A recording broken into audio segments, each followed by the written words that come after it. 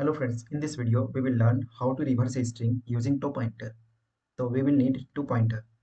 First pointer pointing to the first index of the element and the last pointer will be pointing and the second pointer will be pointing to the last element of the string and we will swap each other. Now if swapping each other A comes here and E goes here and then we will move the pointer and last pointer we will decrease the pointer. We will increasing the first pointer or decreasing the last pointer till the when they meet each other. So now k goes here and y comes here. Now pointer move. Now v comes here, l goes here. Now pointer move. Now both pointer are pointing to the same element. Means this is the base condition. Here we need to stop. Now our string is reversed. So here the code first l. L means low pointing to the first element and the high pointing to the last element. And we will swapping each other until low and high meet each other.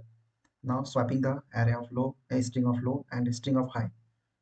And after swapping, we will move the pointer of low, means increasing the pointer of low plus plus and decreasing the last pointer, means high minus minus. This is the code. So now we are switching to the coding part. Whatever we have learned, we are implementing here. So first initialize the first pointer int low equal to 0 and int high equal to as of as dot length, means finding the length g length minus 1.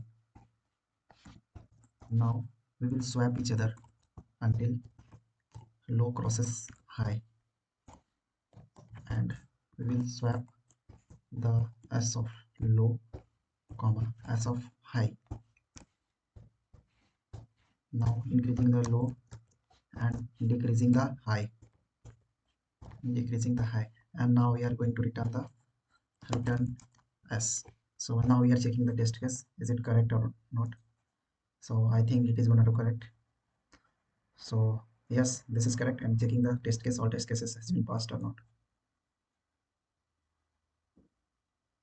So this is the code for the reverse string. Thank you guys.